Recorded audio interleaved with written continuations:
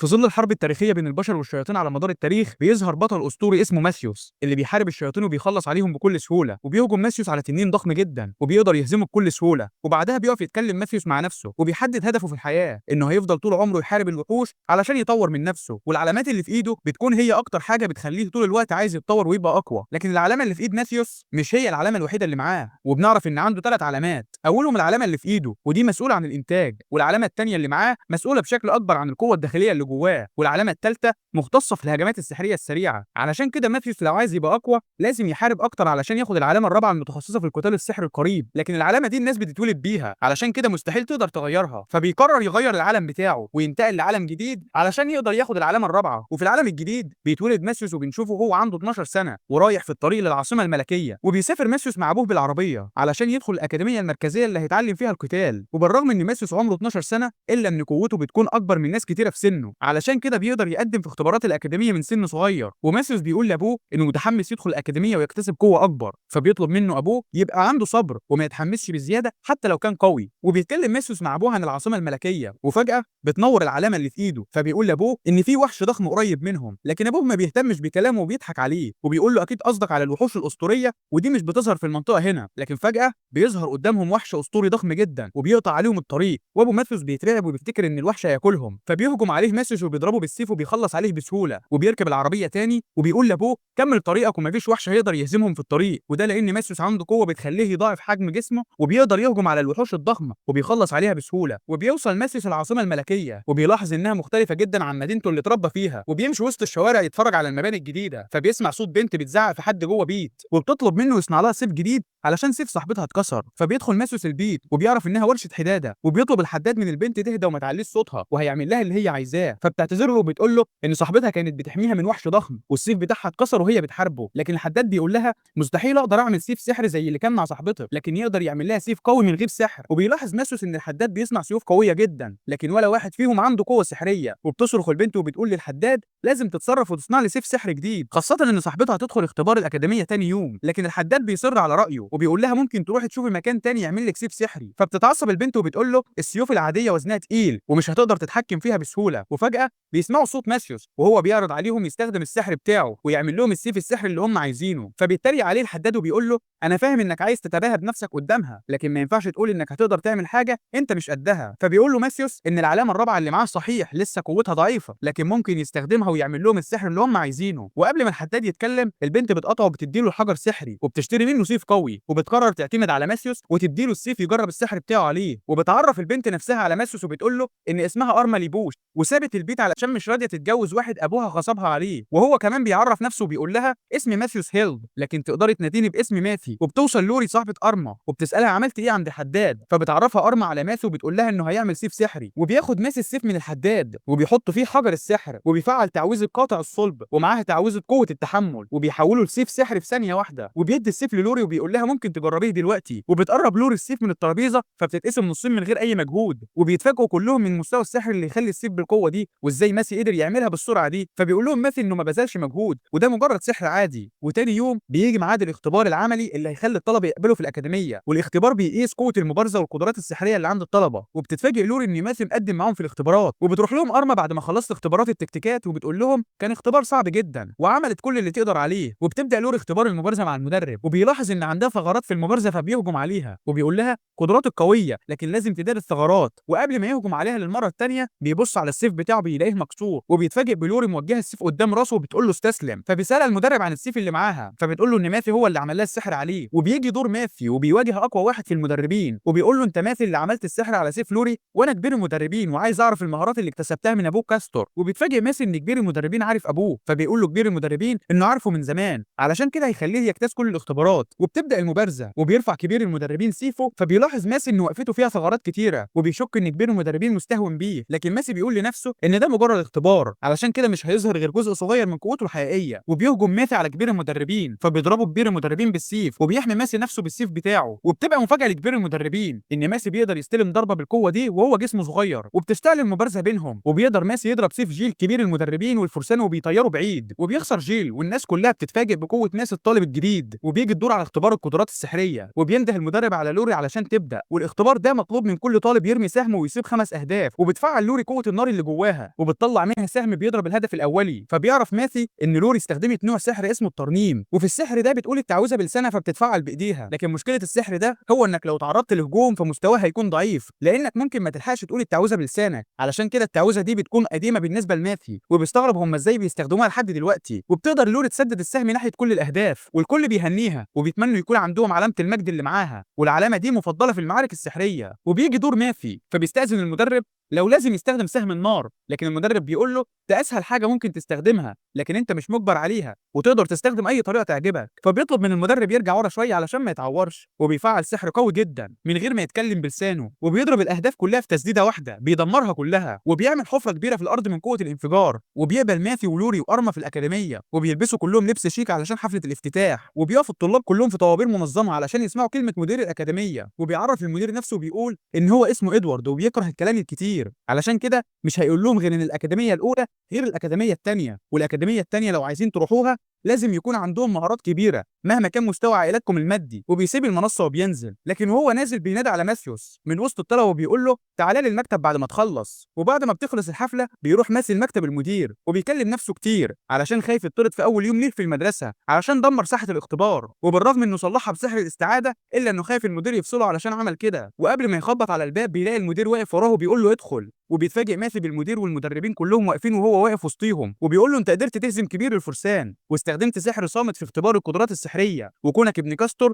ده ممكن يكون تفسير واضح لمقدار القوه بتاعتك، لكن اكيد في تفسير تاني محدش يعرفه. لكن المدير ما بيكونش عايز يعرفه، وكل اللي عايزه من ماثي ان هو يساعدهم ويقيم اداء صحابه في الاختبارات. فبيسالوا ماثي هم ليه بيستخدموا طريقه ضعيفه بالشكل ده، وليه بيستخدموا السحر بلسانهم بدل ما يستخدموا السحر الصامت. وبيتفاجئ ماثي بكلام المدير ان السحر الصامت مفيش حد بيعرف يستخدمه في المدينه، علشان كده في الاكاديميه الثانيه بيحاولوا يتدربوا عليها ويرجعوها تاني ويمرنوا الطلبه عليها. لكن مشكلتهم هي ان الاكاديميه الثانيه في العاصمه، والاغنياء بيدعموا اساليب الاكاديميه الاولى في التعليم، علشان كده مفيش قدامهم غير انه ينفذوا التعليم الاكاديميه الاولى. وبياخد ماثي كتاب التعليم من المدرب فبيلاحظ ان كلها تعليم قديمه، وبيوضح له المدير انه في المسابقه الجايه عايز يدخل معاهم ويستخدم التعويذه الصامته، وبكده يقدروا يقنعوا الملك والاغنياء يستخدموا السحر الصامت. وبيطلب منه المدير يعلمهم ازاي يستخدموا السحر الصامت، وبيبدا درس التعليم. وبيتفاجئ الطلاب ان المدرب بتاعهم هو ماثي، وبيطلب منه المدرب يوري لهم تجربه للسحر الصامت. فبيطير ماثي في الجو وبيطلع نار من ايده بيضرب بيها كل الاهداف من غير ما يفتح بقه، لكن المدرب بيقول لهم ان مش ماثي بس اللي بيستخدم السحر الصامت، وبيشاور للمدرب اللي جنبه فبيضرب نار بالسيف اللي معاه، لكن النار مش بتيجي غير في هدف واحد. وبيعترف لهم المدرب انه اتدرب يوم واحد على السحر الصامت مع ماثي، ومع ذلك وصل للمستوى اللي هو فيه دلوقتي. وبيبدا درس التعليم والطلبه كلهم بيحاولوا يجربوا السحر الصامت، وبتفرح ارما جدا انها قدرت تستخدمه مره واحده وبتروح تقول لماثي. وبيروح ماثي يشوف مستوى لوري فبيلاقي قوتها السحريه خلصت، وبتكتشف لوري ان ماثي عنده قدره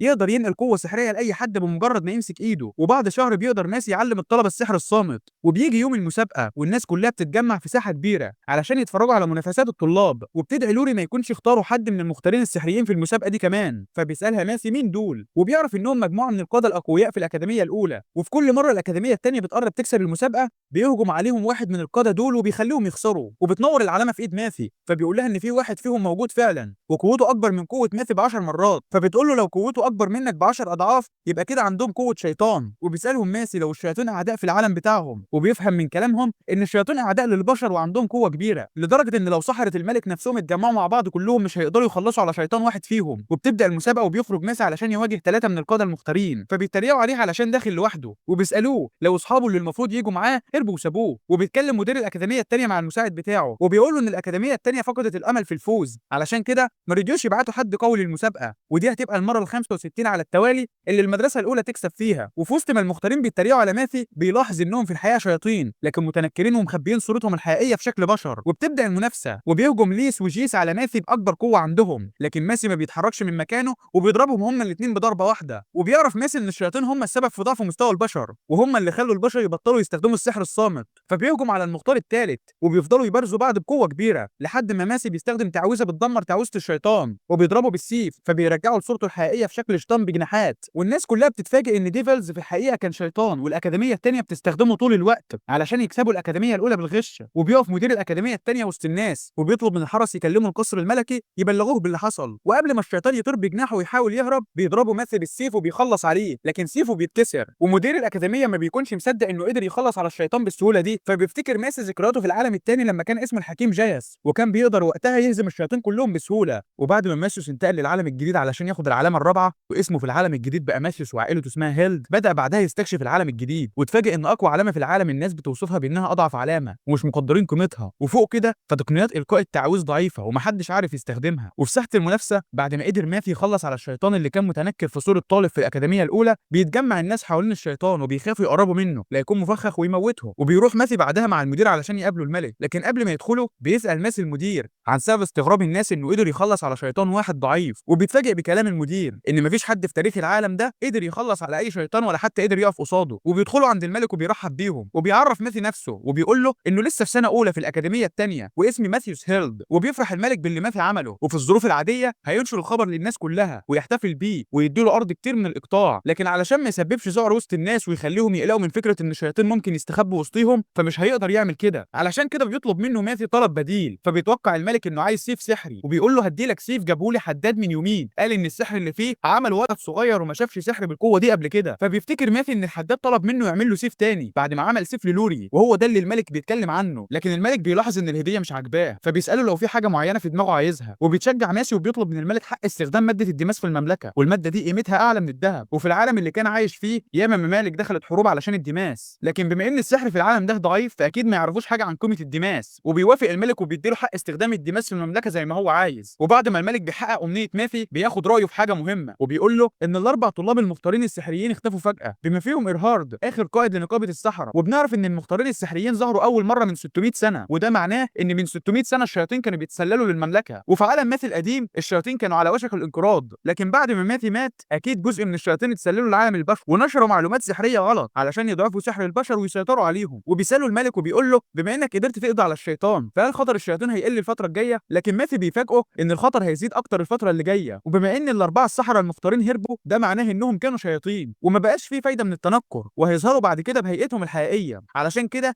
اكيد خطه الشياطين الجايه هي انهم يجمعوا نفسهم ويهجموا على المملكه، لكن بيفاجئهم ماثي ان الشياطين مش منظمين في العمل الجماعي، ولو عايزين يعملوا عمل جماعي ضدنا فده هياخد منهم على الاقل 3 شهور. فبيقول له الملك ان 3 شهور ده قليل جدا، لكن ماثي بيقول له انه يقدر يعمل حاجات كتيره خلال ال3 شهور، اولها انهم يعملوا حاجز ضخم حوالين المملكه يمنعوا به دخول الشياطين، وهيعملوا الحاجز ده عن طريق اداه اثريه هتخليهم يعملوا حاجز دائم، ولو كل طلاب الاكاديميه التانيه حطوا ايديهم في ايد بعض واشتغلوا هيقدروا يخلصوا كل حاجه خلال شهر واحد بس. وخلال الفتره دي بيقترح ماثي انهم يكملوا دراسه السحر الصامت، لكن الملك ما بيكونش مطمن ولا واثق انهم هيقدروا يقفوا قدام الشياطين لوحدهم، وبما ان ماثي قدر يخلص على الشيطان لوحده فهيعينوا الملك كقائد للمعركه اللي هيصدوا فيها هجوم الشياطين. بعدها بينزل ماثي لمخزن الادوات وبياخد تصريح من الملك انه ياخد اي اداه هيحتاجها في انه يصنع الحاجز اللي قال عليه، فبيدور ماثي على حجاره السحر اللي محتاجها علشان يبني الحاجز، ولو ما لقيهاش هيضطر يستخدم الدماس بدلها. وبتقع عين ماثي على سيف قوي فبيقول له الحارس انهم لقوه وسط بيوت قديمه مهدومه، لكن لسوء الحظ محدش عارف يستخدمه لحد دلوقتي. وبيقرب ماثي ايده منه وبيفتكر ان هو اللي صنع السيف ده بنفسه في العالم القديم بتاعه، فبياخد السيف علشان مصنوع من ماده اصلب من الاوريكا، ودي ماده مناسبه للحاجز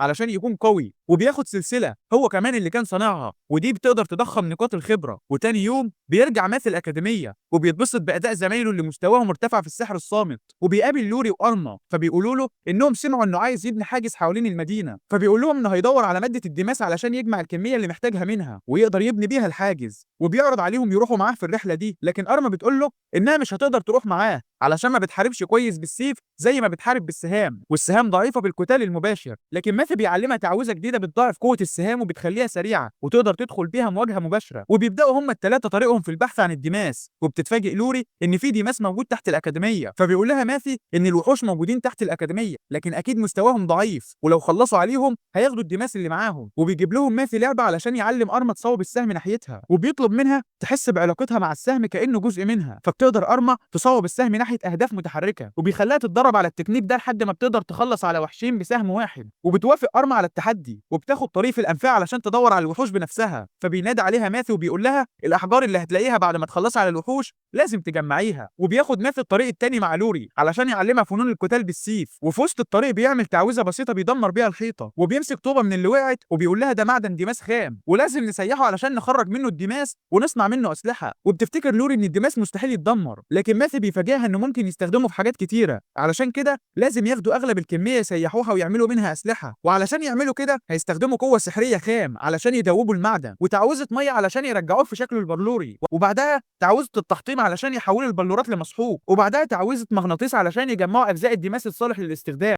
وبتقدر لوري تعمل التعاويذ وبتنجح في اول محاوله لاستخلاص الديماس، وبيعلمها ماثي بعد كده ازاي تصنع منه اسلحه. وبتقدر ارما تضرب 3 وحوش بسهم واحد، وبترجع تقابلهم فبتتفاجئ بلوري تعلمهم تسحر السيف، وبتضرب الحيطه بالسيف فبتهدها. وبيكملوا بعدها هم الثلاثه طريقهم علشان يهزموا الوحوش. وقلاده ماسي بتزود قوتهم وبتخليهم يخلصوا على اي وحش يقف قدامهم، لكن في المستوى العاشر بيتفاجئوا بكلب ضخم واقف قدامهم وبيحذرهم ماسي منه لانه اشرس من كل الوحوش اللي ضربوها طول الطريق. وبيفكر ماسي يتدخل ويساعدهم، لكن ارما بتقدر ترمي سهمين على الوحش من اتجاهين مختلفين، ولوري قدرت تشتت الوحش علشان تدي ارما فرصه تضربه. وبيعملوا فريق متفاهم مع بعض، وبيقول لهم ماسي انهم هياخدوا وقت لحد ما يلاقوا وحش تاني يحاربوه، علشان كده لازم يعملوا مخيم يباتوا فيه لحد ما يظهر لهم وحش جديد. وبيعلمهم ازاي يعملوا مخيم، والطريقه بتاعته هي انه بيدمج حجر سحري بقوته السحريه فبيتحول لمخيم يحميهم من الوحوش. لكن ماثي بيسيبهم جوه المخيم وبيكمل طريقه في المستويات التانيه الاصعب علشان يقدر يجيب ماده الادمنايت اللي هتساعده يبني الحاجز. وبتتفاجئ ارما ان ماثي هينزل للمستوى ال 25، فبتقول له ان اعمق مستوى جابوا منه الدماغ هو 23، واللي قدروا يوصلوا للمستوى ده هم المجموعه الاسطوريه اصحاب ال 30 رجل تحت حمايه الساحر جايس. وبينزل ماثي لمستويات بعيده وبيوصل لزعماء المستويات اللي قوتهم كبيره، ودول اللي دايما بيخلصوا على اي حد بيدخل الانفاق. لكن بيقدر ماثي يخلص على الوحوش اللي بتقف قدامه كلها لحد ما بيوصل لاكبر وحش اللي شبه الثعبان، وبيهجم عليه الثعبان بقوه كبيره وممكن يخلص على ماثي بضربه واحده. والسم بتاعه بيخلي الارض تسيح لما بيلمسها، والدخان اللي خارج منه بيلوث الهواء مع الوقت. لكن ده بيكون التحدي الاول الحقيقي لماثي من وقت ما خد العلامه الرابعه في العالم الجديد. وبيضرب ماثي زعنفه واحده للثعبان، وده بيكون كفايه علشان يخلي الثعبان يعمل له حساب كخصم قوي وخطر حقيقي. فبيهجم عليه ماثي بكذا ضربه لكن مش بتاثر في الثعبان، فبيكسر حجر سحري علشان يعمل حجاب في الجو فبيزود قوه السحر، وبيجمع كل القوه دي جوه السيف بتاعه، وبيهجم بضربه واحده على الثعبان وبيخلص عليه وبيعمل زلزال في المدينه كلها. وبنشوف صاحب ارهارد بيساله لو حس بالزلزال اللي حصل، لكن ارهارد بيقول له اكيد ده ما حصلش ومفيش كائن بشري عنده قوه كفايه تقدر تعمل زلزال. وبيخلص ماث على الوحش وبيرجع تاني لارما ولوري وبيقول لهم انه خلص على وحش كبير وملأ الخزنه بتاعته، فمش بيدركوا حجم الثعبان فبيوروه لهم وبيصرخوا اول ما بيشوفوه، ومش بيستوعبوا ازاي ماثي قدر يخلص عليه لوحده. وبعدها بيروحوا يبيعوا الغنائم اللي كسبوها من النفق في نقابه المغامرين، وبيلاحظوا ان الناس كلها بتبص عليهم. وبتسال لوري الموظفه اللي هناك عن السبب، فبتقول لها ان اغلب طلبه الاكاديميه التانيه دلوقتي بيصطادوا وحوش ومستواهم اتطور كتير عن الاول، علشان كده بقوا ملفتين للناس كلها خاصه طلبه اولى اعدادي، وده طبعا بسبب التدريبات اللي بيديها لهم ماثيوس اللي بترفع من مستوى الطلبه وقوتهم طول الوقت. وبتسالهم الموظفه اقدر اساعدكم ازاي، فبتقول لها ارما معانا ادوات من الديماس جايين نبيعها. وبتكون دي حاجه غريبه بالنسبه للموظفه لان الديماس مش مسموح لناس كتيره انها تقدر تكسبه الا بامر ملكي ومستوى قوي جدا. والاغرب بالنسبه للموظفه ان ماثي اللي معاها علامه الفشل ازاي بيقدر يكسب الديماس وبيبيعه. وفجاه بيفتح ماثي بوابه سحريه وبيخرج منها الثعبان الضخم اللي خلص عليه، وبيسال الموظفه اقدر ابيع الثعبان ده بكام. وطبعا بتترعب الموظفه وبيغمى عليها من شكل الثعبان ومش بتصدق ازاي ماثي قدر يخلص عليه لوحده. لكن اللي مش مستوعباه الموظفه فعلا هو تعويذه التخزين اللي ماثي كان حاطط فيها الثعبان، وبتقول له انها سمعت عن التعويذه دي كتير لكن عمرها ما كانت تتخيل انها حقيقيه. وده كمان بيكون غريب بالنسبه للوري وارما لحد ما شافوها بعينهم مع ماثي. ومش الثعبان بس اللي ماثي قدر يخزنه، لكن قدر يخزن حجر سحري كبير قدر يكسبه بعد ما خلص على ثعبان الارض. لكن بالنسبه لماثي ده ما بيكونش كبير كفايه، وبيقول لهم انه كسب احجار اكبر منه قبل كده، خاصه انه محتاج حجر اكبر منه بكتير علشان يقدر يعمل بيه الحاجز. وبتسعر الموظفه الحاجات اللي مع ماثي وبتديهم مقابلها 750 قطعه ذهبيه، وده مبلغ ضخم جدا. وبيقسم ماثي المبلغ بالعدل وبيدي ارما 250 ولوري 250 وهو بياخد ال 250 الثالثه. لكن ارما بتقول له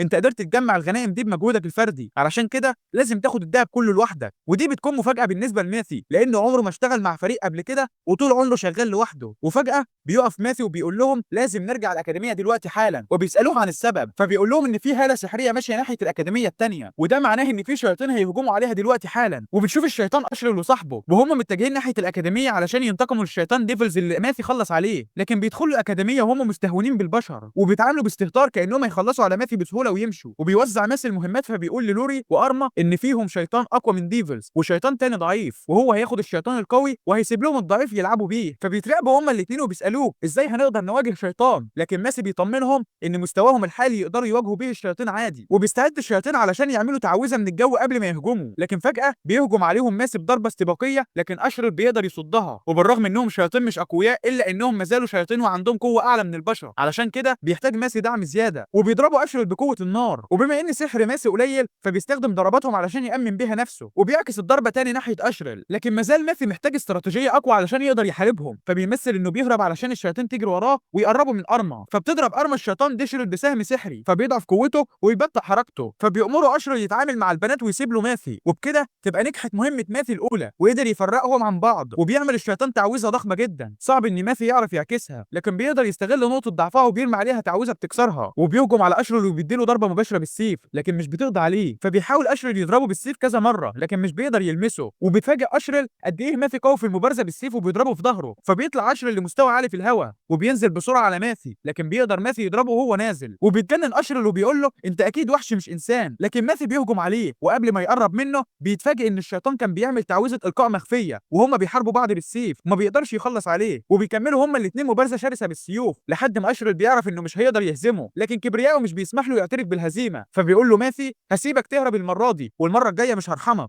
وفجأة بيحاوطوا ماثي بتعويذة بتوقف السحر بتاعه كله، وبنعرف ان ماثي استخدم كل طاقة السحر اللي خرجت من اشرل علشان يقدر يصنع التعويذة. فبيقع اشرل على الارض ومش بيقدر يسند طوله. بعدها بيتفرج ماثي على ارما ولوري وهم بيحاربوا الشيطان وبيستخدموا الخدعة اللي اتعلموها من ماثي، لكن ماثي بيزهق وبيروح يتكفل بالشيطان التاني. فبيهددوا الشيطان التاني انه لو اتحد مع اشرل هيقدروا يخلصوا عليهم، لكن بيتفاجئ ان اشرل واقع وسط الناس. وبيفعل ماثي تعويذة الضوء والشيطان مش بيقدر يستحملها وبيحط ايده قصاد وشه وبيحاول الشيطان يهرب، لكن ماثي بيخلي ارما ترمي عليه سهم بيقطع له جناحه بيهجم عليه بالسيف بيطير له راسه. وبينزلوا بعدها على الارض وبيوعدهم ماثي انه هيعلمهم تعويذه الطيران قريب، وبياخدهم وبيمشي قبل ما الناس تتلم عليهم ويسالوهم عملتوا كده ازاي. وبيروحوا مره تانية ماثي والمدير يقابلوا الملك، لكن المره دي بياخدوا معاهم ارما ولوري. وبيعرض عليه الملك المره التانية يتمنى امنيه ويحققها له، فبيطلب منه ماثي ديماس زياده. وبيسال الملك ارما ولوري عايزين ايه انتوا كمان، فبتقول له ارما انها عايزه فلوس كتير، ولوري بتقول له ان هي كمان عايزه فلوس زيها. فبيضحك الملك وبيقول لهم هديكم اللي انتوا عايزينه، لكن ماثي بيلاحظ العلامه اللي في ايده بتنور، فبيقف مكانه وبيستأذن الملك وبيوجه كلامه لحد من حراس الملك وبيقول له اظهر على حقيقتك. وبيقول لهم ان الشياطين بيراقبونا من مكان تاني وبيشوفوا احنا بنعمل ايه دلوقتي. وبيفضل الشيطان ساكت، فبيوجه له ماثي ضربه بقوه البرق بيخليه يصرخ. وبيسأل المدير لو الملك عرف يتعرف على صاحب الصوت، فبيقول له الملك ان ده صوت إرهارد قائد نقابه الصحراء اللي اختفى. وبنعرف ان إرهارد كان بيتجسس على خطط الملك طول الفتره اللي فاتت، لكن ضربه ماثي عورته وما خلصتش عليه. وبيسالوا ماثي عن موقع قريب من المدينه لو في حاجه يعرفها مميزه هناك، لان ماثي حس بتفاعل مع المنطقه دي لما دمر الواجهه السحريه بتاع إرهارد. وبيفتكر الملك ان دي قريه الشياطين دمرتها قبل كده، وبيستنتج ماثي ان الشياطين مستخبيين تحت انقاض القريه دي من وقتها. وبيعرض ماثي على الملك انهم يزوروا القريه ويهجموا على الشياطين اللي فيها، لكن لوري بتقول لهم انها بعيده وعلى الاقل عايزين 6 شهور علشان يوصلوا. وبتبدا الرحله وبيمشي ماثي ناحيه قريه الشياطين وبياخد معاه لوري وارما، وبيوصلوا لتنين اسمه ايريس وده تنين الظلام، وماثي بيستخدمه في الرحلات الطويله. وبيقرب ماثي من ايريس فبيصحى من النوم وبيقول له انت داخل على المنطقه بتاعتي وانا ما سمحتلكش تدخل، لكن هسيبك ترجع في سلام او هخلص عليك لو اتقدمت خطوه زياده. وما بيهتمش ماثي بكلامه وبيقرب منه وبيقول له انت مش فاكرني لحد دلوقتي. وبيفعل التنين تعويذه فبيقدر ماثي يضربها بسهوله. وبيفكره بنفسه وبيقول له انا جاس اللي واجهتك قبل كده في العالم الثاني ودلوقتي ده شكله الجديد في العالم. وبيطمنه ماثي انه مش جاي يأذيه لكن عايزه يوصله على ظهره لحد قريه الشياطين علشان يخلص عليهم. وبيوافق التنين لكن بيوري جناحه لماثي وبيقول له انه اتقطع. وبيحكي له ان بعد ما مات في العالم القديم انفجر مفاعل سحر في مملكه البشر، والانفجار عمل كذا انفجار في مفاعلات سحريه ثانيه والبشر رجعوا من بعدها للعصر الحجري. لكن ماثي بيستخدم العلامه الرابعه وبيصلح جناح التنين وبيقول له كده هتقدر تطير تاني زي الاول. وبتبدا الرحله وارما ولوري ما بيصدقوش انهم راكبين على ظهر تنين وكمان بيقدروا يتكلموا معاه. وبتتكلم لوري مع ارما وبتقول لها ان الحاجات سمعوا عنها في الاساطير خاصه مع الحكيم جايس والحكيم رويتر، وما بيعرفوش ان جايس ده هو ماثي ورويتر ده صاحبه. وبيأمر ماثي التنين يطير بسرعه 500 كيلو في الساعه وما يزودش سرعته عن كده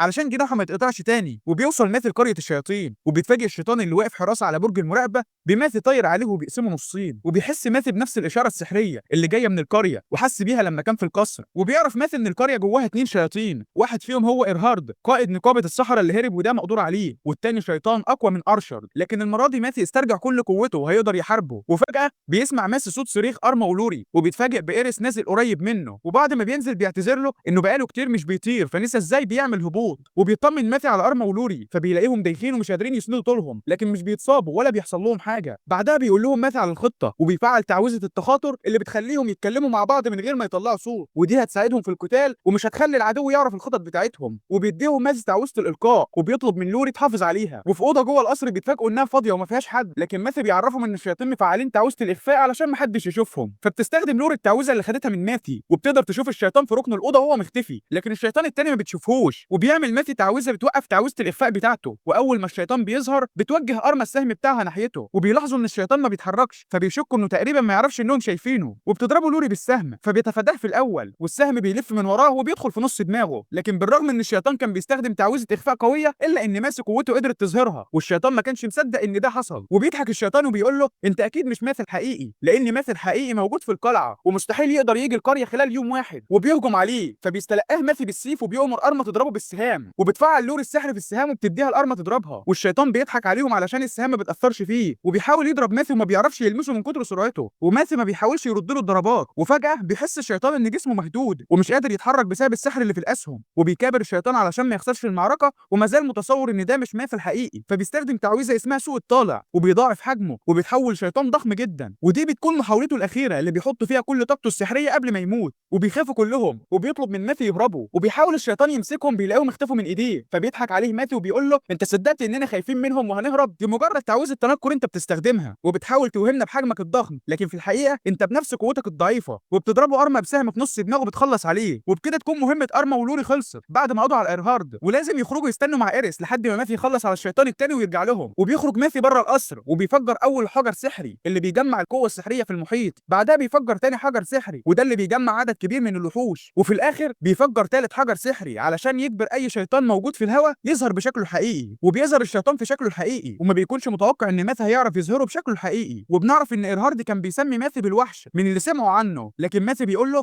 انا مش وحش وانتوا اللي بتجبروني استخدم طرق اجباريه علشان اخلص عليكم. وبيتحداه الشيطان وبيأمره يستعد للموت لان مستواه غير مستوى ايرهارد الضعيف، فبيستهزأ به ماثي وبيقول له حاول تهزمني لو تعرف. وبيبدأ هجوم الشيطان على ماثي اللي بيجس نبضه وبيستلم كل ضرباته علشان يعرف مستواه قوي لانهي درجه. وفجأة بيضربه الشيطان بتعويذه بيقطع بيها دراع ماثي اللي ماسك السيف، وبيسأله فين الثقه اللي كانت عندك طول الفتره اللي فاتت. وبيمثل ماثي انه تعبان وبينزل على الارض، فبيقرب منه الشيطان وبيقول له اختار طريقه تموت بيها. وفجأة بيرجع دراع ماثي لجسمه تاني، وبنعرف انه استخدم تعويذه شفاء قبل ما يدخل المعركه، ومن خلال الجرح ده قدر يحلل قوه الشيطان بشكل كامل، ودلوقتي عرف كل نقاط الضعف اللي ممكن يهاجمه منها. وبالرغم من كل محاولات الشيطان انه يصيب ماثي تاني الا انه ما بيقدرش يلمسه ولا حتى يخدش حته من جسمه، فبيضحك ماثي وبيقول له انا سمحت لك تقطع دراعي بمزاجي لكن مفيش قدامك اختيار دلوقتي غير انك تستسلم للموت. وبيضربه ماثي بالسيف فبيشك الشيطان انه استخدم نفس السم اللي استخدمه على ايرهارد وبيفعل دايره السحر المفرطه، ودي شبه تعويذه سوء الطالع اللي استخدمها ايرهارد لكن متطوره بشكل اكبر، علشان كده مش هيقدر يموته بسهوله زي ايرهارد. لكن ماسي بيستخدم تعويذه تبطل تعويذه الشيطان وبيرجع لحجمه الطبيعي بعد ما كان ضخم جدا، وبتبقى مفاجاه للشيطان علشان مفيش حد قدر يلغي التعويذه دي قبل كده، فبيقرر يستخدم تعويذه تحوله لضباب علشان ماثي ما يقدرش يشوفه، وبنفس السهوله بيبطل ماثي التعويذه وبيرجعه لوضعه الطبيعي تاني. وبالرغم ان التعويذه دي محدش بيقدر يستخدمها غير الشيطان ده الا ان ماسي بيقدر يعمل لها تدابير مضاده علشان عرف كل انواع سحر الشيطان لما سمح له يقطع دراعه. وبكده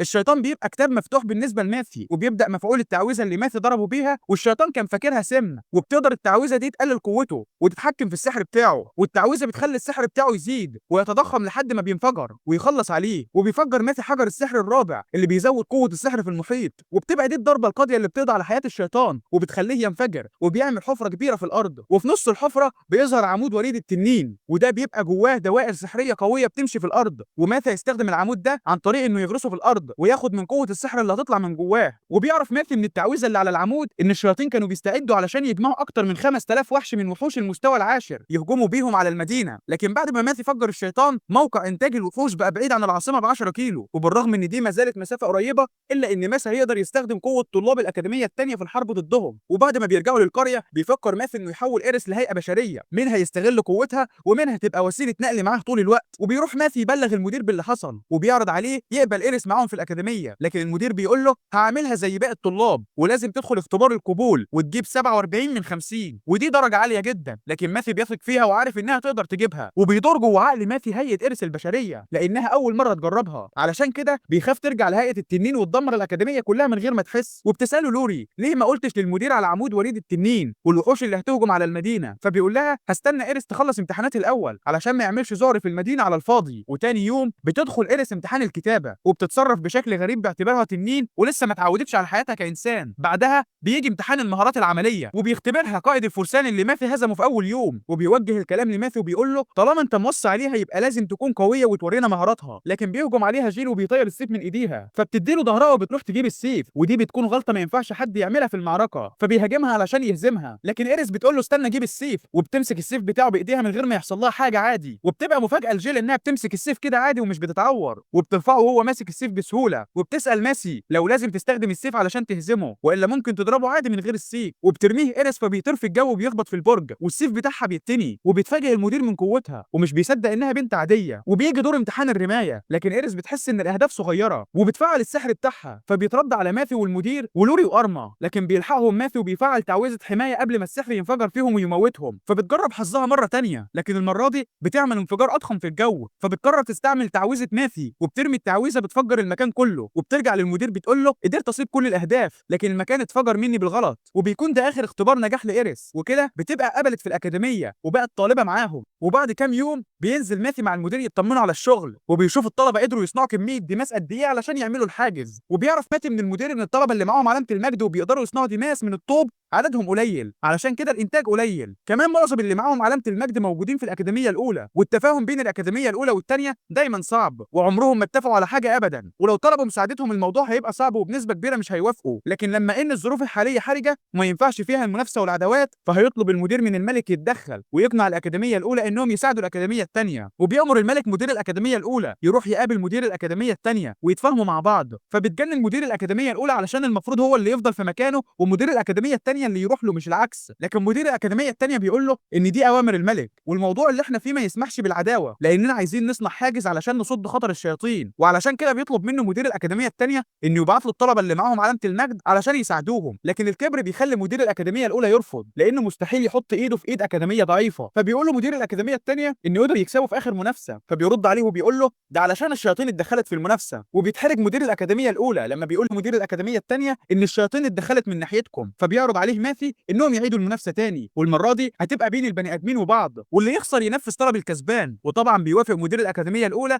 لكن بشرط ان ماثي ما يشاركش، وقبل ما يرد مدير الاكاديميه الثانيه بيوافق ماثي، وميعاد المنافسه هتبقى بعد يومين في نفس مكان المره اللي فاتت، وبعد يومين بتتنظم المنافسه، وبيلاحظ مدير الاكاديميه الثانيه ان طلبه الاكاديميه الاولى استعدوا بكل الطاقه اللي عندهم علشان يردوا اعتبارهم من اللي حصل اخر مره، وبتكون خطه ماثي انه يبعت ايريس لو حس بخطر، لكن اللي شايفه قدامه ان مفيش شياطين وسط الطلبه وكده مفيش داعي ان ايريس تشارك، وبيروح لهم مدير الاكاديميه الاولى وبيقول لهم ان جاب لهم احسن طلبه من اللي معاهم شاره المجد في الاكاديميه ومهما عملوا مش هيقدروا يفوزوا عليهم. في الناحيه الثانيه الاكاديميه الاولى ما بتجيبش غير 5 طلبه للمنافسه وبيطلق الحكم اشاره البدايه، وطلبه الاكاديميه الثانيه باقل مجهود بيضربوا طلبه الاكاديميه الاولى كلهم، وبنشوف المدير وهو متجنن ومش مصدق ازاي الطلبه بتوعه بيتهزموا بالسهوله دي، وبيعلن الحكم فوز الاكاديميه الثانيه، وماسي بيحرق دم المدير اكتر وبيقول له 5 كانوا كتير عليكم كان المفروض نجيب عدد اقل من كده، لكن المدير بيرفض يعترف بالنتيجه وبيتهم الطلبه انهم وحوش، فبيسالوا ماسي ازاي اقدر اثبت لك العكس، فبيشاور ناحيه ايريس وبيقول له خليها هي تنزل تنافس وتشوف قوتها عامله ازاي، لكن ايريس بتقول له مش معايا سلاح، لكن ماسي بيعمل حسابه بيديها سيف المدير وبيطمن مدير الاكاديميه الاولى انه سيف ضعيف ومش سحري ولا فيه قوه هتساعدها، واول ما بتمسك ايريس السيف بيدوب في ايديها زي البلاستيك، وفجاه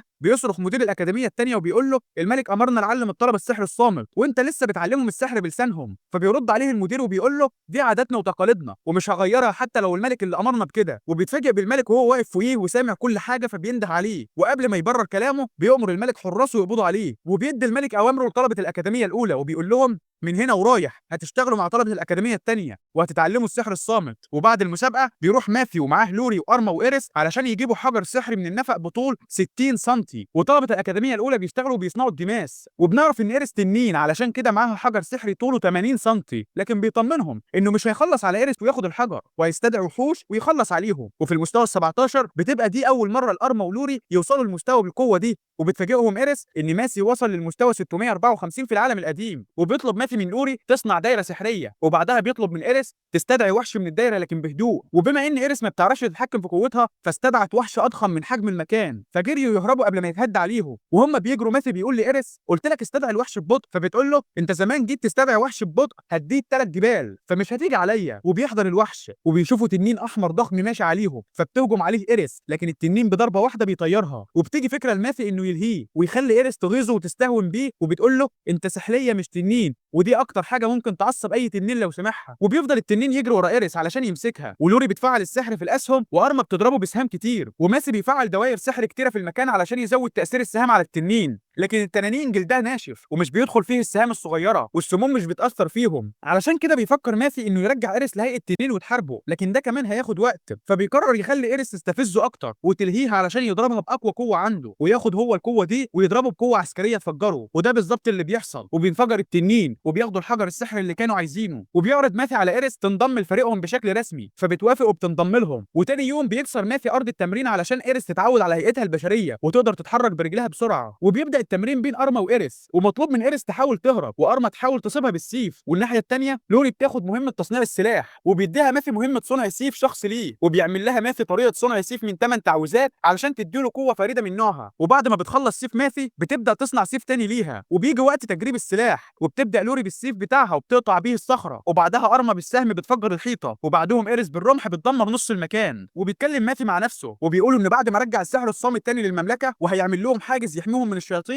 ودربهم على مهارات كتير، بعدها مش هيكون عنده سبب تاني يخليه يكمل في المدرسه. ولو كل الامور مشيت زي ما هو عايز هيسيب الاكاديميه ويمشي. وبيجي اليوم اللي هتبدا فيه الاكاديميه تبني الحاجز اللي هيحميهم من الشياطين حوالين المملكه، وبيخطب المدير في الطلبه وبيبلغهم ان الشغل هيبدا من النهارده، وماثي هو قائد الطلبه اللي هيتابعهم وهم شغالين باعتباره صاحب الفكره الاول واقوى واحد في الاكاديميه. وبيشجع الطلبه علشان يبذلوا كل طاقتهم في بناء الحاجز، وبيقول لهم انتوا الدرع الحامي للمملكه علشان انتوا الوحيدين اللي متعلمين التعويذه الصامته وانتم اقوى ناس في المملكه كلها. وبيبدا الشغل وكل واحد بيندمج في الحاجه اللي بيعملها وبيطلع اكبر طاقه عنده فيها. وبتروح لوري تبلغ ماثي ان كشافات السحر رقم 25 و26 حسوا بنشاط غريب، فبيقول لها اكيد ده حد من الشياطين وكده ممكن يكونوا عرفوا خطتنا، لكن حتى لو عرفوا الخطه فصعب علينا نقدر نكشفهم بالسهوله دي، علشان كده بنسبه كبيره التعويذه اللي كشافات السحر لقطوها دي تعويذه نقل شيطاني اسمها الطريق السحري. وبيوكلهم ماثي مهمه التخلص من الطريق ده، فبيجروا في الغابه لحد ما بيوصلوا للطريق السحري بتاع الشياطين. وبيفتكروا كلام ماثي ان لما الفجوه تكبر ده معناه ان الشياطين بتهجم، علشان كده لازم يقفلوا بسرعه قبل ما يحصل اي هجوم من الشياطين. وبيعملوا الكلام اللي قال لهم عليه ماثي علشان يقدروا يقفلوا الفجوه. والطريقه هي ان لوري تستخدم السهام السحريه اللي بتعملها الارما، لكن بيسيبها ماثي تاخد القرار لوحدها، وبيقول لها انا علمتك اغلب الحاجات اللي محتاجاها وجه الوقت تعتمد على نفسك. فبتيجي فكره لوري انها تعمل تعويذه جديده على السهام السحريه، وبيلاحظوا ان الفجوه بتكبر وبيخرج منها شيطان، فبتلحقوا ارما وبتضربه بالسهم بتخلص عليه، وبيخرج وراه شيطان تاني لكن السهم اللي بتضربه بيه ارما ما بيأثرش فيه. وقبل ما تضربه بسهم تاني بتلحقوا لوري وبتقسمه نصين بالسيف وبتتقفل الفجوه وبتنجح مهمه لوري وارما. وفجاه بيحسوا بفجوه تانيه اكبر لكن جوه العاصمه، فبيجروا عليها بسرعه علشان يلحقوها. والبنت الثالثه اللي معاهم بتلاحظ قوتهم الكبيره وبتقعد على الارض وهي مش مصدقه ان ماثي علمهم لحد ما وصلوا للقوه دي كلها. وبيرجعوا تاني لماثي يبلغوه بالفجوه الزمنيه الجديده في العاصمه، لكن ماثي بيكون متوقع ان ده يحصل وبيقول لهم ان ده نوع متطور من الطرق السحريه وبيعملوها عن طريق انهم يضحوا بشيطان مقابل انهم يكبروا الطريق ويخلوه يوصل لمسافات بعيده. لكن بما ان الشياطين ما عندهاش شجاعه التضحيه بالنفس فاكيد ضحوا باضعف واحد فيهم علشان يعملوا الطريق ده. وبيتوقع ماثي ان الطريق هيظهر فوق الاكاديميه الثانيه والحاجز هيحتاج وقت اكبر علشان يجهز، علشان كده لازم لوري وارما يكسبوا وقت اكبر ويأخروا الشياطين اللي هتخرج من الفجوه السحريه لحد ما يخلصوا بناء الحاجز. وبيلاحظ ماثي ان لوري وارما بقوا واثقين من نفسهم والمعركه ادتهم ثقه اكبر، وده باين في طريقه كلامهم. وبتوصل إيريس ومعاها 40 صندوق من ماده الميثريل اللي هيحتاجوها في بناء الحاجز، وبتوصل ارما ولوري لساحه الاكاديميه الثانيه وبيقابلوا المدير، فبيقول لهم ان ماسي سايب لهم احجار سحريه كتير علشان يعملوا دوائر سحريه، وبتظهر الفجوه الزمنيه وبيخرج منها شيطان ضخم، والشيطان بيكون واثق في نفسه وبيهدد الطلبه انهم لو فكروا يحاربوه هيخلص عليهم في ثواني، وبيعمل تعويذه كبيره وبيرميها على الاكاديميه، وما بيلاحظش ان لوري صدت التعويذه والاكاديميه ما حصلهاش حاجه بسبب الدخان الكتير، لكن الدخان بيروح والشيطان بيلاقي الطلبه واقفين زي ما هم ما اتاثروش، والمدير بيامر الطلبه يضربوا بالنار، لكن المدى بتاعها بيكون قليل وما بيوصلش لحد الشيطان، فبتضربه ارمى بالسهم، لكن سرعته بتضعف لحد ما بيوصل له، وبيقدر الشيطان يمسك السهم ويكسره، وبيهجم الشيطان بتعويذه اكبر من اللي فاتت، والطلبه بيصدوا التعويذه لكن بمجهود اكبر، وبيحاولوا يكسبوا وقت لحد ما لوري تصنع سيف سحري اقوى يخلصوا بيها على الشيطان، لكن لوري بتفشل كذا مره ومش بتقدر تصنع السيف، بالرغم انها قدرت تصنعه قبل كده لما ماثي كان معاها، الا انها مش قادره تصنعه دلوقتي لوحدها، وبتبص على زمايلها وبتدرك انها لو فشلت تاني فالشيطان هيخلص عليهم، فبتقرر ما تخيبش ثقه ماثي فيها، وبتستخدم اقصى قوه عندها في السحر، وبتصنع سيف سحري قوي جدا وبتديه لارما، وبترمي ارما السيف على الشيطان، لكن للاسف بيقدر يتفاداه، فبتحركوا ارما بالسحر بتاعها وبيلف وبيدخل في ظهر الشيطان بيخلص عليه، وفجاه بيظهر شيطان تاني وبيقول لهم قدرتوا تهزموا الشيطان بالماس علشان كان لوحده، لكن احنا كذا شيطان ومش هتقدروا تهزمونا، وبيجمع الشياطين قوتهم مع بعض وبيهجموا بقوه ضخمه على الاكاديميه، والطلبه ما بيقدروش يصدوها، وبيتنافسوا الشياطين مع بعض على اللي يقدر يقتل عدد اكبر من البشر، وبتقف ارما بالسهم بتاعها علشان تاخرهم لحد ما يوصل ماسي، وفي الاول بتحاول لوري تمنعها علشان ما يخلصوش عليها،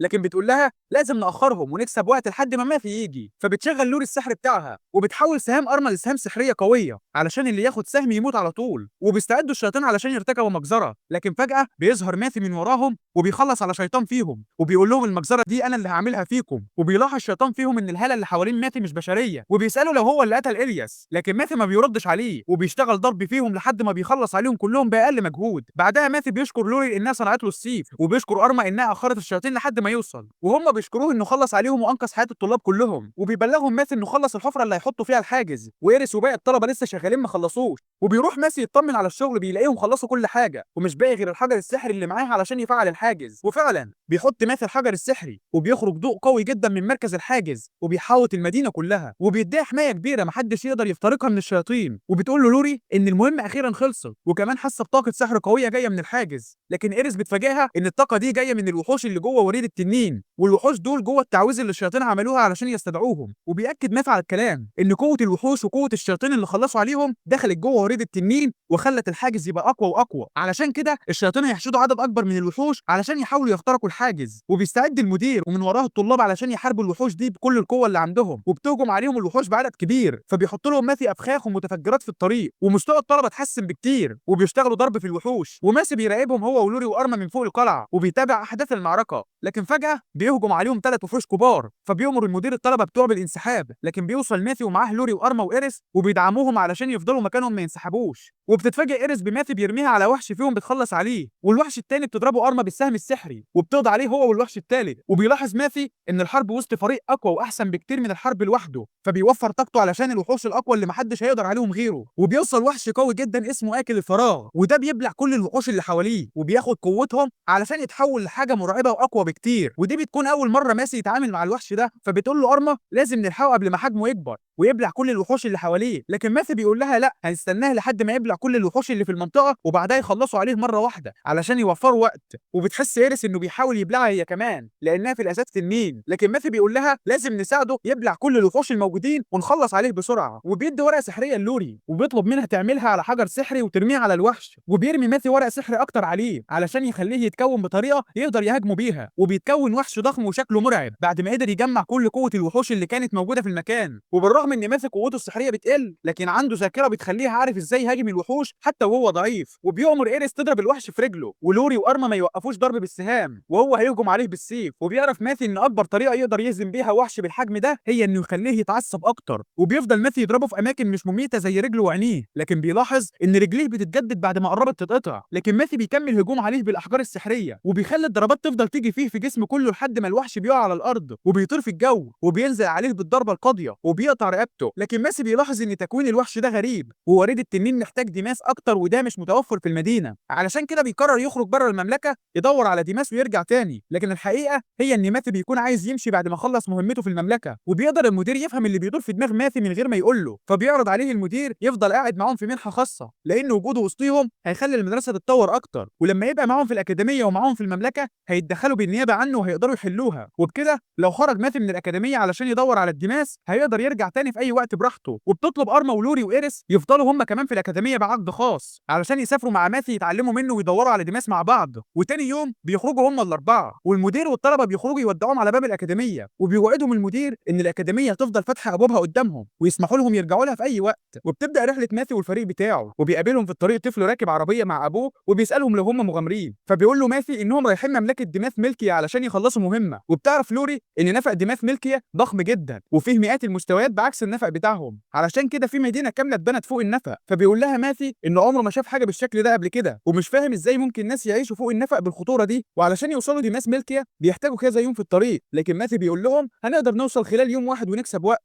وده بيقلق لوري لانهم لو وصلوا خلال يوم واحد ده معناه انهم لازم يعدوا غابه تشيكر اللي مليانه وحوش، والاشاعات بتقول ان فيها وحش ذكي بعكس طبيعه الوحوش الغبيه. لكن ده مش بيخوف ماثي، وبالعكس ده بيثير فضوله وبيخليه يصر ياخد الطريق كله في يوم واحد. وبعد ما بيدخلوا الغابه بتبان على لوري علامات الخوف من اللي ممكن يحصل معاهم. وبعد مشي طويل بيقعدوا يستريحوا علشان يتغدوا، فبيروح ماثي علشان يصطاد حاجه يتغدوا بيها. لكن بيلاحظ وهو بيجري في الغابه ان الوحوش عندها طاقه سحريه قويه، وكمان بيجروا بشكل منظم مش عشوائي زي الوحوش اللي اتعود عليها. وبيتوقع ماثي ان في وحش بيتحكم فيهم وبيخليهم يتحركوا في الغابه على مزاجه، واللي بيعمل كده اكيد هو الوحش الذكي اللي لوري قالت عليه. وبيقطع تفكير ماثي وحش ضخم بيهجم عليه من فوق الشجره، وبتسمع لوري وارما صوت خبطه قويه، فبيتوقعوا ان الوحش خلص على ماثي. لكن بيتفاجئوا بماثي راجع لهم والوحش في ايده بعد ما خلص عليه، وبيقول لهم انه توقع حاجه اكبر من كده بكتير وحاسس بخيبه امل ان الوحش ضعيف للدرجه دي. بعدها بيجيب لهم ماثي وحش تاني علشان ياكله. والمفاجاه الاكبر بالنسبه لارما ولوري ان في وحوش معينه عادي تتاكل، وبتولع لوري النار، وايريس بتجيب نباتات من الغابه علشان يسلقوها مع الاكل. وبعد وقت مش طويل بيخلص الاكل، وبتحب ارما ولوري طعم الوحوش. وجنبهم ايريس بتاكل بنهم علشان التنانين بتحتاج كميه اكل اكبر علشان تشبع. وبعد ما بيخلصوا اكل بيستعد ماثي وفريقه علشان يكملوا مهمتهم، خاصه ان الوحوش خايفه تقرب منهم بسبب قوه ايريس اللي بيحسوا بيها في المكان. وكمان بعد ما قدروا يتخلصوا من الوحش الذكي فده هيخلي الوحوش تخاف منهم اكتر. وقبل ما الشمس تغيب بيوصلوا لمدينه ديماث ملكيه اللي موقعها بالتحديد وسط الجبال. لكن بيتفاجئوا لما بيدخلوا المدينه انها عشوائيه ومش منظمه بشكل كبير، واغلب الناس مرميين في الشوارع. فبتلاحظ لوري ان عمود النور السحري في المدينه ما فيهوش احجار سحريه، وده معناه انه متصل بوريد التنين بشكل مباشر. لكن بينادي عليهم صاحب المحل اللي جنبهم وبيقول لهم ابعدوا عشان العمود بينفجر، و10 اشخاص ماتوا في نفس مكانكم قبل كده وبينفجر العمود. فبتتعصب لوري على صاحب المحل وبتقول له ليه بتصنعوا حاجات خطر بالشكل ده وبتهدد حياتكم. فبيطلب منها البياع توطي صوتها لان كل ده بيعملوه باوامر الحكيم، ومفيش خيار تاني قدامهم غير انهم ينفذوا المطلوب منهم. وبيحكي لهم ان زمان كانوا بيستخدموا حجاره سحريه، لكن الحكيم قال ان الحجاره السحريه هي اهم واغلى حاجه بيصدروها، علشان كده منع اي حد في المدينه يستخدمها لاي سبب مهما كان. فبيسالوا ماثي لو الحكيم هو السبب في عدد السكان القليل في المدينه. فبيقول له البياع ان في وحش كبير ضخم في المستوى العاشر في نفق الدماس، ومعظم المغامرين بعتهم الحكيم يحاربوه سواء اقوياء وعندهم خبره او ضعفاء وما عندهمش خبره كفايه، والوحش خلص عليهم كلهم. فبتوصل فكره عامه عن احوال البلد لماثي، وبيشتري تفاحه من الراجل وبيكمل طريقه جوه المدينه. وبيتكلم ماثي مع فريقه وبيفهمهم ان الحكيم لما بعت ناس خبرتها قليله مع ناس خبرتها كبيره اثروا على بعض وما عرفوش يحاربوا. ده غير ان الاسلحه اللي بيستخدموها وحشه وجودتها ضعيفه، علشان كده بيقرر ماثي يطلع على النقابه وياخد تصريح يسمح له ينزل نفق الدماس. وده نفس الكلام اللي مكتوب على اليافطه في الشارع. وبيدخل ماثي النقابه بيقول للموظفه انه عايز 4 تراخيص ينزلوا بيها النفق، لكن الموظفه بتقول لهم انتوا صغيرين وما تصحكوش تعملوا كده، خاصه ان التراخيص بتطلع من الحكيم مباشره، وقبل ما يسمح لك تاخد الترخيص لازم الاول تسمع كلامه في كل اللي هيقول لك عليه، وهيخليك تصطاد الوحوش وتدور له على الدماس، وده بيعمل اصابات خطيره زي ما انت شايف. وبتشاور له الموظفه ناحيه المغامرين فبيلاقي اغلبهم مكسرين وتعبانين، لكن ده بيحمس ماثي وفريقه اكتر علشان ياخدوا المغامره. فبيطلب منها تبدا في اجراءات التراخيص، وفجاه بتدخل عليهم واحده بتصرخ وبتقول لهم ان في عدد ضحايا كبير جايين من نفق الدماس، ولو في حد بيعرف يعمل تعويذه الشفاء يروح معاها. ومحدش بيرد عليها غير ماثي، وبيقول لها انا عارف تعويذه الشفاء وهاجي معاكي. وبيدخل معاها ماثي نقابه الحكماء، وبيتفاجئ بناس كتيره نايمين على الارض متعورين ومش لاقيين ضمادات جروح كفايه يوقفوا بيها نزيف الجروح. وبيستغرب ماثي ان البلد كلها ما فيهاش غير معالج واحد، لكن الموظفه بتفاجئه ان المدينه كان فيها معالجين كتير، والحكيم طردهم وقال انها مضيعه فلوس. وبسرعه بيقلع ماثي الجاكيت بتاعه وبيفعل تعويذه تعرفه مستوى جروح المرضى خطر بنسبه كام في الميه، وبيحط رقم قدام كل مريض، والرقم ده بيعبر عن مستوى خطوره حالته. وبياخد هو مهمه المرضى الاصعب وباقي المرضى بيوزعهم على الفريق بتاعه بحيث انه يلحق الحالات الخطيره الاول وينزل بالتدريج لحد الاقل خطوره. وقبل ما يعالج ماثي اخطر حاله موجوده بيوقفوا الدكتور والاستاف اللي معاه وبيقول له ان الحالات دي خطيره وما ينفعش عيال صغيره تدخل تتعامل معاهم، ولازم الاول يتفرزوا بترتيب خطوره الحالات قبل ما يبدا علاج. لكن ماثي بيقول له اخرس وتعلم اللي هعمله، وبيفعل سحر الشفاء الاخفاء اللي بيقفل الاورده اللي بتنزف علشان يوقف النزيف، وبيعالج الاعضاء اللي اتضررت، وبعدين بيقفل الجرح والمريض بيتعالج، وبيأمر الدكتور يعالج الحالات على حسب الترتيب اللي هو حاطه قدامهم وما يشتغلش من دماغه علشان الحالات ما تموتش. فبيقتنع الدكتور بكلامه وبيوزع الفريق اللي معاه على باقي الحالات، وكل واحد بيمسك مريض بيخلصه وبيدخل على اللي وراه لحد ما بينقذوا المرضى كلهم في وقت قياسي. وبعد ما بيخلصوا بيشكروا الطبيب وبيساله لو انت اشتغلت معالج قبل كده، لكن ميسي بيقول له انا ما استخدمتش تعويذه الشفاء غير كام مره، واللي حصل ده كان بفضل مجهود الفريق كله مع بعض. وبيساله مثلا عن الحكيم اللي كان ماسك المدينه وعايز يعرف هو ليه اتغير وجه مكانه حكيم فاسد، فبيوضح له الدكتور ان ده حصل فجاه ومن غير سابق انذار. وصلهم خبر ان مات فجاه وهو نايم، ومحدش عنده اي استنتاج للطريقه اللي مات بيها غير انه صحي في يوم سمعوا خبر انه مات. وبنعرف ان انفاق الدماس طول عمرها خطيره حتى في عالم ماث القديم، وفكره ان حد يبني مدينه فوقيها ده حاجه غريبه عمرها ما حصلت، لكن ده ما بيحصلش الا بتخطيط شيطاني. علشان كده بيتوقع ماث ان الشياطين هي اللي قتلت الحكيم اللي فات، وبنسبه كبيره فالحكيم الحالي هو شيطان مش بني ادم. واخر اليوم بيروح ماث والفريق بتاعه يقعدوا في فندق، وبيبعت ماث رساله وهميه للمدير يوصلها للملك، والرساله الحقيقيه بيخبيها جوه الصندوق اللي هيبعت فيه الرساله علشان لو وقعت في ايد حد ما يكتشفهاش. وبالرغم ان ماث يقدر يروح بنفسه ويوصل الرساله اسرع، لكن بيفكر يشوف الوحش اللي محدش قادر عليه في انفاق الدماس وهيبعت الرساله بالسحر. وتاني يوم بيروح ماث وفريقه لبوابه نفق الدماس الضخمه، لكن بالرغم ان البوابه مصنوعه من الحديد الا انها ضعيفه بالنسبه لإيريس وبتفتحها بسهوله. وبيطلب منهم ماث يفضلوا مستعدين وهم جوه النفق ويتوقعوا ان اي حاجه ممكن تحصل معاهم. وبعد كام ساعه بيرجع ماث وفريقه على نقابه المغامرين ومعاهم الوحش بعد ما خلص عليه، وبيقول لهم ان هو كان وحش ضعيف وما كانوش محتاجين اي طاقه علشان يقضوا عليه. فبتساله الموظفه ازاي قدرت تخلص عليه بالسهوله دي، الا ان ماث ما بينكرش فضل فريقه وبيقول لها انا ما اتدخلتش وهم اللي خلصوا عليه بنفسهم. فبتقول له الموظفه ان لازم الحكيم يشوف الوحش بنفسه، علشان كده مش هقدر اديك اي مقابل لحد ما الحكيم يصدق عليه. وبتكتب الموظفه رساله للحكيم فبيشوفها ماث من غير ما تاخد بالها، وبتكتب الموظفه للحكيم ان ايريس ولوري وارما شكلهم وحوش وعندهم قوه كبيره، لكن ماث تقريبا معالج علشان ما شاركش معاهم في المعركه. وبيروحوا بعدها يتعشوا يتكلموا عن قوه فريقهم، ولوري هي اللي بتعمل السحر وارما هي اللي بتضرب السهام. وبعد ما بيشيلوا حركه الخصم بيمسكوه لحد ما تهجم عليه ايريس وبضربه واحده بتخلص عليه. وبعد العشاء بيلاحظ ماث ان الحكيم بعت وراهم اتنين بيراقبوهم، لكن بيمثل انه مش شايفهم، وبيعرف ان دي فرصه كويسه يقدر يكشف بيها حقيقه الحكيم.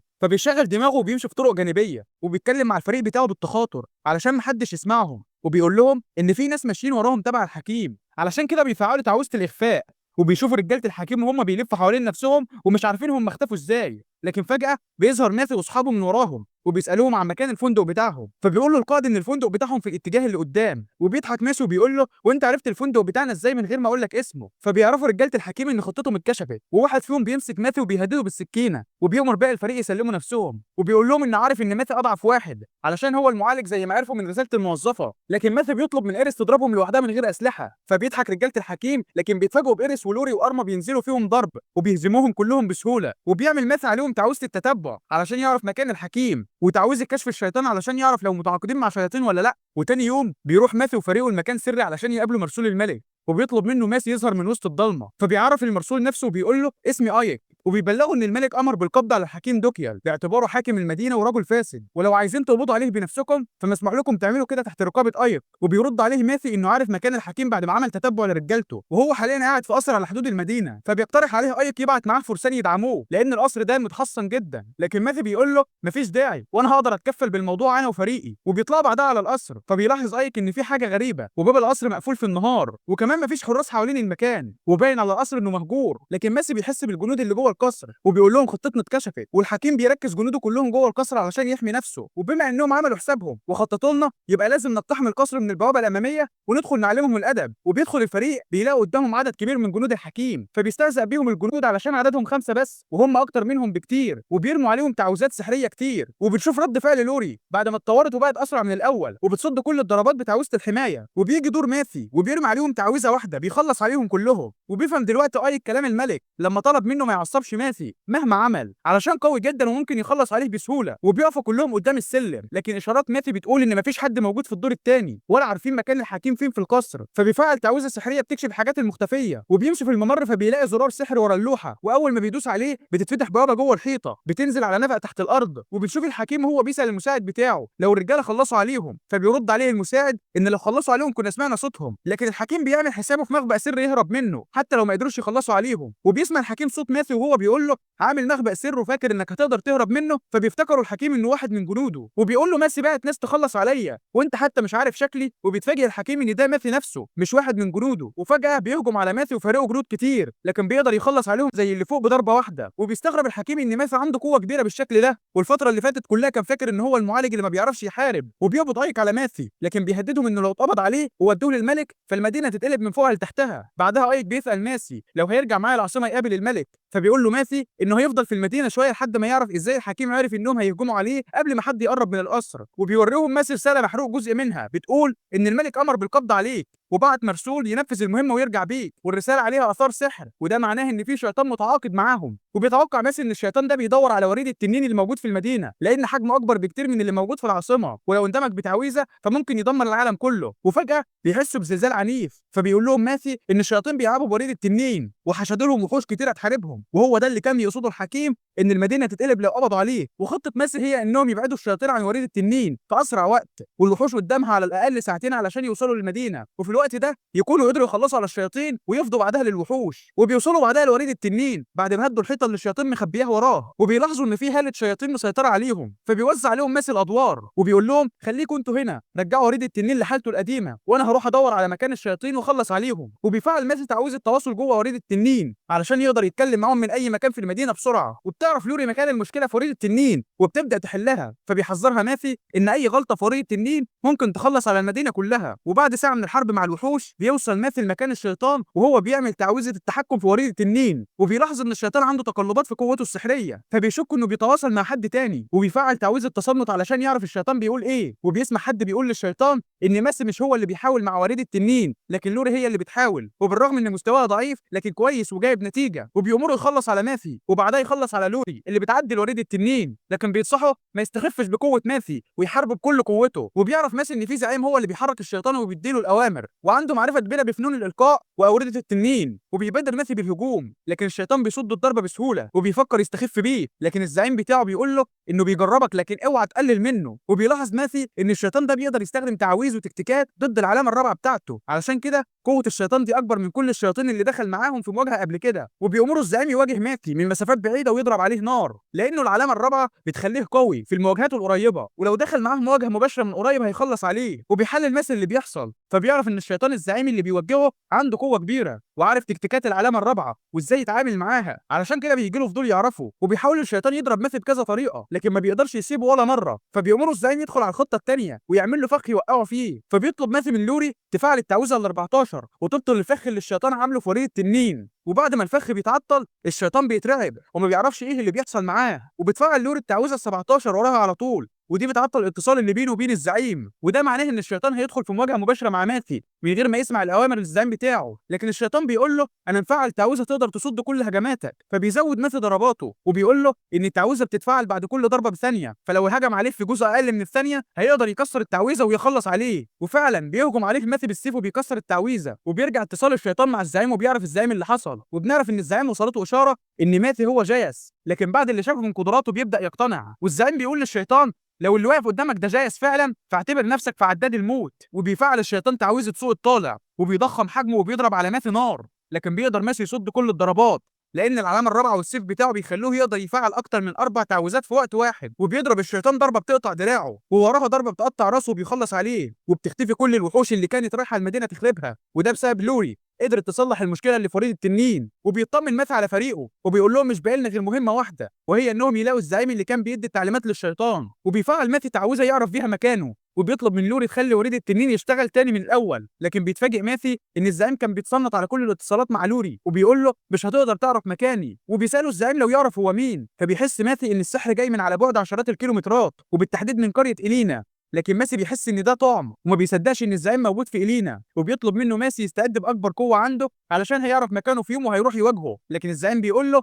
لما تعرف مكان الاول، وبيدمر جهاز الاتصال اللي في إلينا، وبيحس ماسي ان مستوى الزعيم المره دي اقوى من اي حاجه واجهها قبل كده، وده بيحمسه اكتر للمواجهه وبيديله فضول يوصل له في اسرع وقت. بعدها بيسهر ماسي يتناقش مع الفريق بتاعه في الطريقه اللي هيوصلوا بيها لزعيم الشيطان، وبالرغم ان الزعيم قطع جهاز الاتصال بتاعه في إلينا الا ان تعويذه الارسال اللي كلم بيها ماسي كان جواها اشاره الزعيم، وقدر ماسي انه يسجل اشاره في حجر سحري، وده بيكون غريب بالنسبه لارما انه ممكن حد يسجل اشاره في الحجر السحري، فبيفاجئها ماسي اكتر اكتر، وبيقول لها كمان في اداه من الاف السنين بتسمح لك تتتبعي العدو من خلال حجر سحري، مش بس تلقطي اشارته، ولو قدروا يجيبوا الاداه دي هيعرفوا يحددوا موقع الزعيم ويروحوا له. وبتعيد لوري السؤال على ماثي وبتقول له انت ازاي هتعرف تستخدم اداه بقالها الاف السنين؟ فبيحاول يخبي ملامح وشه علشان ما تتكشفش انه في الاساس مش من العالم ده، وبيقول لها اتعلمتها بالصدفه، وبيغير الكلام قبل ما يقول لهم ان هو اللي اخترعها. ولحسن الحظ لوري ما بتاخدش بالها وبتساله عن مكان الاداه، فبيشاور لها على الخريطه عند اتحاد رادينيا، وكمان لو قدروا ياخدوا مساعده الملك هيقدروا يعدوا الجسر اللي يوصل للاتحاد اسرع، ولو سالوا المدير فهيقدر يساعدهم في الموضوع ده. علشان كده لازم يرجعوا العاصمه ياخدوا راي المدير والملك. وتاني يوم بيرجعوا العاصمه وبيروحوا ناحيه الاكاديميه الثانيه، لكن بيتفاجئوا انها اختفت، وبيكملوا طريقهم لحد ما بيلاقوا لوحه مكتوب عليها ان الاكاديميه الثانيه الجديده تحت الانشاء. وبيوصل المدير علشان يستقبلهم، فمش بتقدر ايريس تمسك لسانها وبتقول له خلصنا على شيطان قوي جدا في مدينه الدماس. والمدير بيشرح لهم التجديدات اللي بتحصل في الاكاديميه الثانيه، وبيخلوا الاسوار بتاعها اقوى علشان تقدر تتحمل هجمات الشياطين. والطلبه حاليا بياخدوا الدروس بتاعتهم في الاكاديميه الاولى في الوقت اللي كل الطلبه بيتعاونوا فيه علشان يبنوا الاسوار. بعدها بيدخلوا مكتب المدير علشان ماثي يحكي للمدير اللي حصل، وبيعرفوا ان شيطان زعيم كان بيدي الاوامر للشيطان اللي بيحاربه، وواضح ان عنده خبره كبيره، وعلشان يقدروا يوصلوا له لازم يقدروا يعدوا حدود اتحاد رادينيا. لكن بالرغم ان اتحاد رادينيا هو مجموعه دول متحده مع بعض، الا ان فيهم دول شريره ومش هتسمح لهم يعدوا. علشان كده بيسالوا مثلا لو الملك هيقدر يساعدهم، وبيفكر الملك يكتب برقيه للملك يطلب مساعدته، خاصه لو الموضوع متعلق بالشياطين، فالملك هيدعمهم بقوه علشان يخلصوا عليهم. وطبيعه ماثي اللي بيحب يساعد في كل حاجه بيقول للمدير انه هيساعد الطلبه وهم بيبنوا الاكاديميه لحد ما الملك يوافق على الطلب. وتحت اشراف ماثي بيقول لهم لو استخدمنا عواميد من ماده الميثرايل هتبقى اقوى من الحديد، وجنب منه لوري بتعلمهم سحر البناء، ووراهم ايريس بتشيل اوزان تقيله وبتوصلها لمكان البناء، وبيسمح لهم الملك يعدوا الحدود، وبيديهم توصيه لاتحاد رادينيا، وبيقدروا بسهوله يعدوا الحدود بمجرد ما الحراس بيشوفوا توصيه الملك. لكن للاسف المشكله بتبقى عند المنطقه اللي فيها الاداه، لانها محظوره على اي حد يدخلها، وده علشان الاشارات السحريه هناك قويه جدا، وبيخافوا لا تحصل كارثه سحريه، وده معناه انهم مش هيقدروا يقربوا من المنطقه. لكن الحل الوحيد هو انهم يرفعوا رتبه المغامره عندهم، ولازم يوصلوا للرتبه الف علشان يقدروا يدخلوا. وعلشان يرفعوا رتبه المغامره لازم الاول يروحوا لنقابه المغامرين في رادينيا ويعدوا اختبار التدريب. لكن لوري بتقول له ده هيكلفنا وقت كتير واحنا ما عندناش وقت نضيعه، فبيقول لها لو اتاخرنا يبقى هندخل على الخطه باء، وهي انه يرجع ايريس في شكل التنين الضخم ويخليها تعدي من فوق المنطقه وتعمل دوشه في المدينه، يقدروا يعدوا الحدود خلال الدوشه دي. وبعد نقاش طويل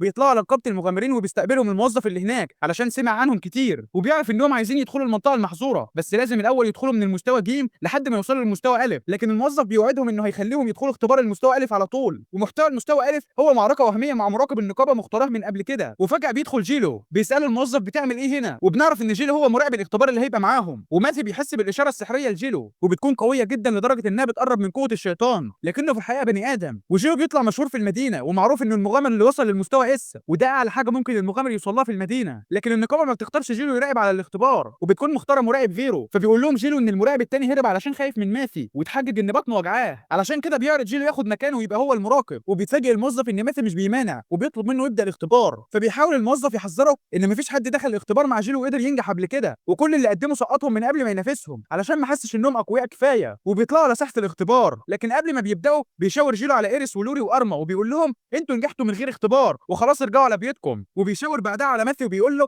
انت اللي هتنافس، لانه سمع عن ماثي قبل كده باعتباره قاتل الشياطين وبطل مملكه ايس. وقبل ما تبدا المعركه بيتفق ماثي مع جيلو على الشروط، والاثنين بيبان عليهم الثقه وكل واحد شايف نفسه اقوى من الثاني. جيلو اللي عمره ما خسر منافسه في حياته، وماثي قاتل الشياطين وبطل مملكه ايس. لكن جيلو بيقول لماثي هسمع لك تستخدم السحر وانا مش هستخدمه، والحاجه الوحيده اللي هستخدمها هي السيف. وبيلاحظ ماثي ان جيلو بيستخدم تعويذه تحسين قوه الجسم من غير ما يعرف، وبيهجم جيلو على ماثي وبيضربه بالسيف بيطيره، لكن ماثي بيتحمل قوه الضربه وما بيتاثرش بيها، وبتشتغل معركه شرسه بينهم هما الاثنين. وماثي ملاحظ ان هو بيستخدم تعويذ كتيره من غير ما يعرف، وكأن التعويذه دي غريزه اتولد بيها. وفي ساحه الجمهور ارما ولوري بيتفاجئوا ان في حد قادر ينافس ماثي، وموظف نقابه المغامرين بيستغرب اكتر ان في حد بيقدر يقف قصاد جيلو. وخلال المعركه بتزيد ضربات قلب جيلو وبتخلي السحر بتاعه بيزيد اكتر وقوته بتكبر، ودي بتكون اول مره جيلو يواجه حد اعلى من مستواه ومش قادر يهزمه. وبيستخدم جيلو نفس طريقه ماثي في الهجوم بعد ما شافها مره واحده، وده معناه ان عنده قوه ملاحظه وبيقدر يتعلم بسرعه. وبيستخدم جيلو اقوى هجمه عنده، والدخان بيملى المكان فبيتوقع ان هو قدر يهزم ماثي، لكن بيظهر ماثي من ورا الدخان وبيهجم عليه بالسيف وبيرميه على الحيطه، وبيحط السيف قدام وش جيلو وبيساله لو هو عايز ينافسه تاني، لكن جيلو بيستسلم. وبيعلن الموظف فوز ماثي في المعركه، وبكده يقدر ياخد المستوى الف ويدخل المنطقه المحظوره. وبما ان دي اول مره جيلو يخسر فيها فبيسال ماثي عن الطريقه اللي هزمه بيها وازاي يتدرب لحد ما يبقى في نفس قوته، فبيديله ماثي كتاب هو اللي مؤلفه وبيقول له اتعلم منه طريقه القاء التعويذه السحريه، وبما ان عندك الموهبه لو اتعلمت الكتاب ده فوقيها هتبقى اقوى مني بكتير. لكن جيلو بيكره القراءه، فبيقول له ماثي على تعويذه العلاج من الصداع في صفحه 132 ممكن يستخدمها لما يتعب من القراءه. وفي الطريق بيتمشى جيلو مع ماثي وفريقه وبيعرض عليه يدخل اختبار المستوى اس وهيبقى بعدها اقوى واحد في المدينه. لكن لكن طموح ماثي هو انه يدخل المنطقه المحظوره ومش مهتم يبقى اقوى واحد في المدينه. ولما بيسالوا جيليو عن المنطقه المحظوره فبيقول له ماثي انه يقصد حقول إيريتس في منطقه فوليكيا. وبتوصل اخبار قديمه لجيلو ان منطقه فوليكيا دي فيها هاله غريبه والجو هناك اتغير كتير الفتره الاخيره، ونقاط التفتيش القريبه منها بقت اصعب بكتير من الاول، وفرق كتيره كانت رايحه في طريقها لهناك واختفت من غير ما حد يعرف مكانهم. علشان كده بيعرض عليه جيلو لو احتاجوا في اي مساعده ما يترددش ويكلموا على طول. وبيوصل ناس وفريقه الاول نقطه تفتيش فبيوقفهم الحراس وبيسالوهم عن بطايقهم، وبيديهم الحارس كروت تسمح لهم يمشوا في الطريق الرئيسي، وبيطلب منهم ياخدوا بالهم من نفسهم علشان الطريق خطر. وبعد ما بيمشوا بيلاحظ ماس ان في رمز سحري مكتوب على الكروت، ومكتوب على الكارت بخط مخفي تحذير للنقطه اللي وراهم ان دول فرقه من 4 مغامرين اقوياء ورتبتهم عاليه ودوافعهم مشكوك فيها، علشان كده اتصرفوا معاهم بطريقتكم اول ما تشوفوهم. لكن مش بيهتم ماسي بالكلام قد ما بيهتم بطريقه الترميز، لان محدش بيستخدم الطريقه دي غير الشياطين. وبالرغم ان الحراس كانوا بني ادمين مش شياطين، الا انك لو عايز تحط نقطه تفتيش لازم تكون عندك قوه محليه تخليك تعمل كده. وبما ان طريقه الترميز دي بيستخدموها الشياطين فممكن تكون مدينه فوليكيا بالكامل تحت سيطره الشياطين. وفجاه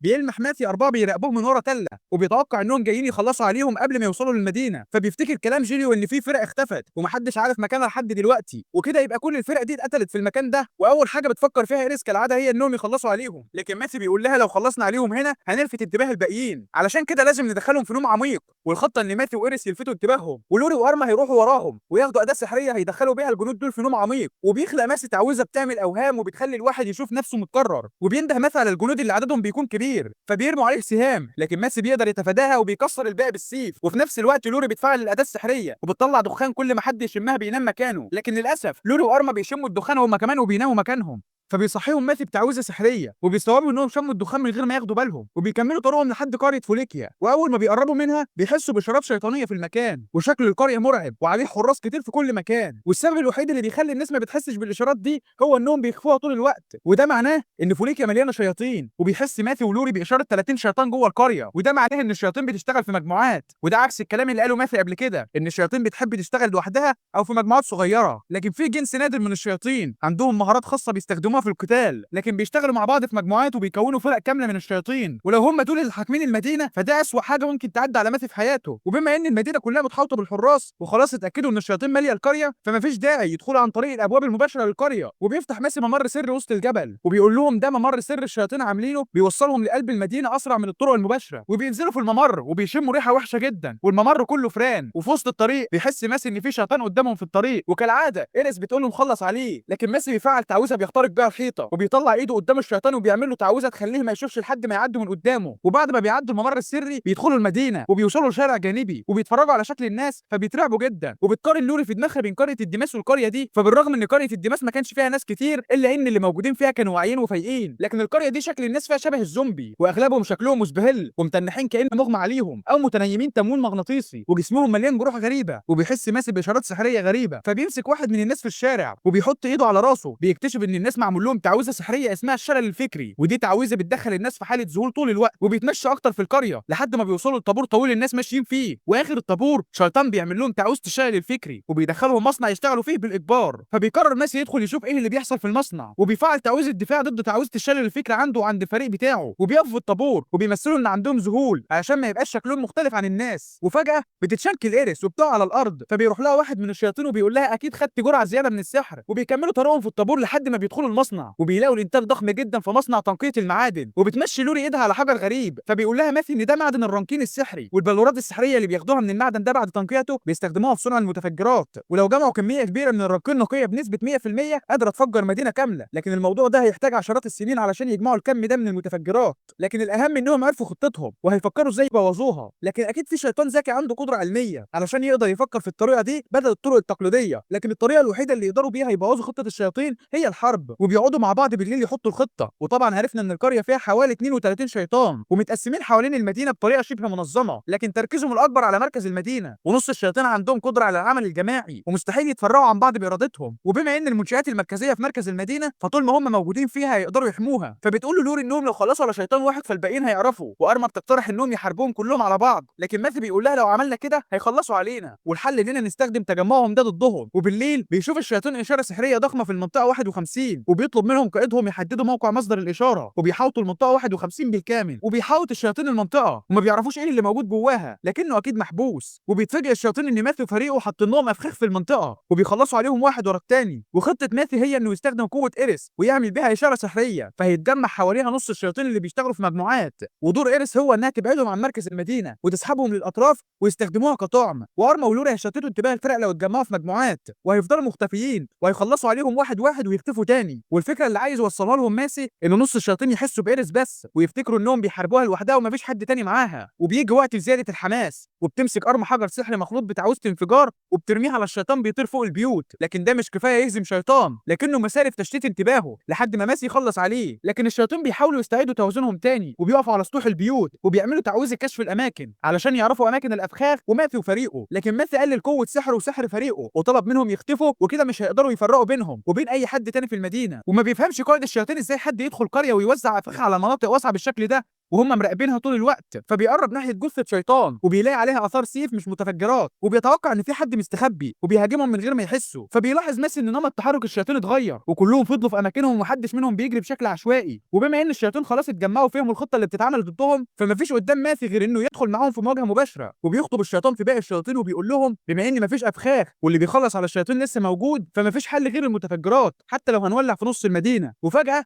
بينطرد واحد من الشياطين اللي واقفين بالسيف وبيموت مكانه وبيفتكر قائد الشياطين ان اللي ضربه ده هو ماثي اللي عمل الخطه وبيحاربهم من بدري، لكن اللي ضربه فعلا هو جيلو وبيقف بسيفه بكل شجاعه قدام الشياطين. في الناحيه الثانيه ماثي بيحس باشاره سحريه قويه فبيقرب منها وبتطلع الاشاره دي موجوده علشان جيلو موجود زي ما هو متوقع، لكن الشياطين بتحاول جيلو من كل مكان فبيدعموا ماثي وبيخلص على 2 شياطين وكده مش بيفضل غير 4 شياطين فبيخلص عليهم. وبيدخل جيلو في مواجهه مباشره مع قائد الشياطين وبالرغم من قوه جيلو الا ان قائد الشياطين اقوى منه بكتير وبيقدر يعوره في دراعه. وبيدخل جيلو معاه في مبارزه شرسه وبيبان عليه انه اتعلم من كتاب ماسي تعاويذ كتير، لكن الشيطان اللي قصاده قوي جدا وبيضربه. لكن جيلو بيقول لماثي ما تتدخلش وسيبني مني ليه، وبيستخدم الشيطان ضربه الشيطان القويه وجيلو بيستخدم تعويذه قاطع الفولاذ والاثنين بيضربوا بعض. لكن لحسن الحظ ضربه جيلو هي اللي بتخلص على الشيطان وبيترمي على الارض وبيجروا كلهم على جيلو وهو واقع على الارض ومش قادر يحرك جسمه كله ومش بيلاحظوا ان الشيطان ما ماتش ولسه مفتح عينيه. وبيقف الشيطان فجاه وبيهجم على ماثي بالسيف لكن بيلحقه ماسي وبيحمي نفسه قبل ما الشيطان يضربه وبيقول له الشيطان ان ردود افعاله مبهره كالعاده لكن بيوعده انه هيدمر الختمه وهيرجع تاني للعالم علشان يحاربه. وبيختفي الشيطان زي التراب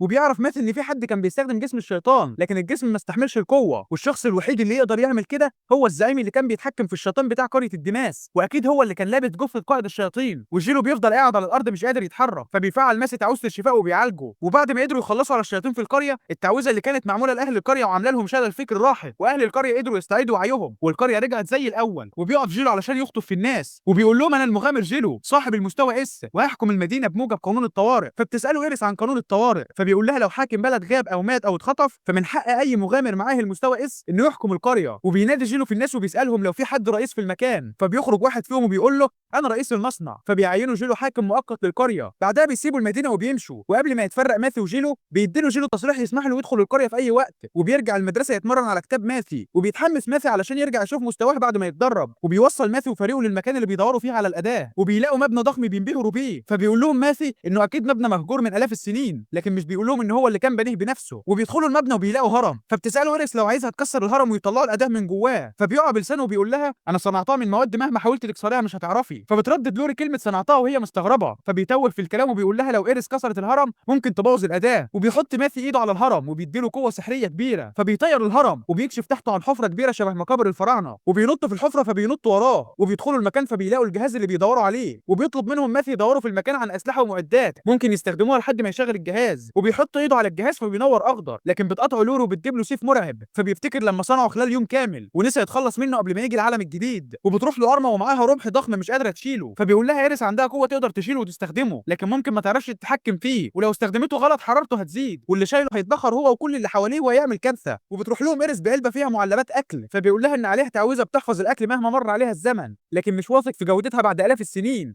ولما بتفتح إيريس القلب بتلاقي الأكل عفن وبيضرب في وشها، وبيستخدم ماثي حتة حديدة سحرية خدها من المصنع وحطها على الجهاز علشان يحدد بيها مكان الزعيم، وفجأة الجهاز بيتهز بسبب الإشارة السحرية وبتظهر بيانات الزعيم، وبيعرف إن هو اللي كان قائد الشياطين وهو اللي بعت الشياطين لقرية الدماس. بعدها بيحط الحجر السحري اللي عليه إشارة الزعيم على الجهاز وبيفعل التعويذة، وبيضرب برق أحمر من الجهاز في الجو والشاشات كلها بتتحول للون الأحمر، والختم اللي في الجهاز بيقرب يتكسر، وبيعترف ماثي إن الزعيم قوي جدا واسمه زاردياس، وبتظهر صورته قدامه على الشاشة، وفي وضعهم الحالي ما يقدروش يهزموه، ولو استخدموا التعويذة العادية مش هيقدروا عليه علشان عنده خبرة كبيرة، لكن ممكن لو اتدربوا على تعويذ البقاء لمئات السنين يقدروا يهزموه. والخطة اللي في دماغ ماثي ممكن البشرية تنتهي فيها وما يفضلش غيرهم، علشان كده بيفكر ماثي في خطة مختلفة، وبيلمح السيف بتاعه اللي ماسكاه إيريس فبياخده وبيحطه على الجهاز، وبيستخدم إشارته السحرية القديمة علشان قوية، وبكده يستخدموا ضده كل الأدوات السحرية القديمة اللي في العالم علشان يهزموه. وبيفتكر ماثي إنه صنع أسلحة كتيرة في العالم القديم، فلو قدر يلاقي السيف بتاعه هيقدر يهزمه بيه، وبيدور على موقع السيف بتاعه بيلاقيه في العاصمة اللي فيها الأكاديمية وقصر الملك، وده معناه إن حد جاب السيف وحطه في مخزن الملك وهم مش موجودين. وبترجع إيريس لشكل التنين وبيركبوا على ظهر التنين علشان يطيروا للعاصمة، وبيديهم ماثي أحجار سحرية يستخدموها على السيف لما يلاقوه، فبتقول له لوري لو لقينا السيف السحري في الخزينة الملكية فلازم يدخلوا الخزنة يسرقوه بأي طريقة. وفجأة بيختل توازن إيريس علشان جات لها إشارة سحرية قوية من زاردياس، والإشارة معناها إنه كسر الختم بتاعه ورايح وراهم علشان شاكك إن هم اللي بيمنعوه ينفذ خطته ويدمر العالم. والمشكلة الوحيدة اللي ممكن يقابلوها هي إن زاردياس يلحقهم قبل ما يجيبوا السيف السحري، علشان كده بيروح ماثي يعطل زاردياس لحد ما يجيبوا السيف ويرجعوا له، وبتنزل لوري وأرما بالأحجار السحرية وبيتجهوا ناحية خزينة الملك،